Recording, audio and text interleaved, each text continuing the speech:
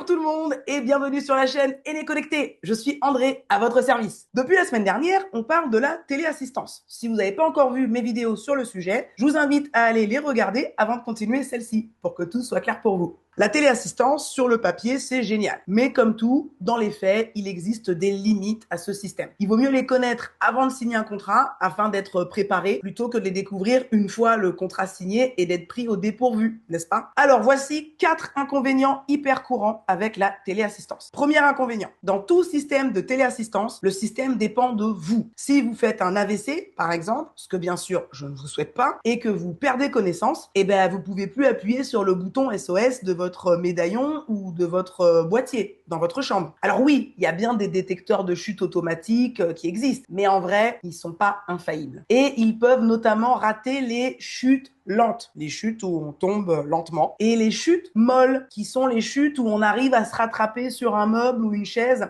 avant de toucher le sol. Deuxième inconvénient, comme on est humain, on oublie parfois de porter l'objet connecté qui nous protège. On peut oublier de le remettre en sortant de la douche, typique, quand on fait le ménage ou la vaisselle, quand on jardine, bref, et c'est souvent justement dans ces moments-là que les accidents arrivent. Troisième inconvénient, la portée du système est limitée dans l'espace. En gros, si vous tombez dans votre jardin ou dans votre cave, encore une fois, je vous le souhaite pas, même si vous portez votre objet connecté de téléassistance, votre médaillon ou votre bracelet, le signal peut ne pas passer car trop éloigné de chez vous, même si concrètement vous êtes toujours chez vous. C'est pour ça qu'il faut impérativement vérifier la couverture de la solution de téléassistance à laquelle vous pensez dans toute votre maison, intérieure comme extérieure. Quatrième inconvénient, le coût peut vite grimper. Entre l'abonnement de base qui peut commencer à 15 € par mois, les options comme la détection automatique de chute, la téléassistance mobile, etc., l'installation du matériel, on peut vite arriver à 50-60 € par mois, ce qui peut représenter un gros frein. Cinquième inconvénient, les fausses alertes. Et malheureusement, elles arrivent plus souvent qu'on ne l'aimerait. Un faux mouvement, genre vous cognez votre poignet par inadvertance, votre petit-fils ou votre petite-fille qui joue avec le bouton de votre pendentif ou de votre bracelet pendant que vous êtes concentré sur autre chose, et bam, les pompiers qui débarquent. Après quelques épisodes comme ça, on peut en arriver à hésiter à utiliser le système, ce qui se comprend. Après, il faut quand même savoir que les opérateurs qui sont connectés au centre de téléassistance, ils sont formés pour identifier les vraies urgences des fausses. Dans tout ça, on n'a pas encore parlé de la dimension psychologique qui peut aussi représenter un inconvénient. Porter un médaillon ou un bracelet connecté, c'est quelque part accepter d'être fragile. Au début, ça peut déprimer. On peut se sentir marqué,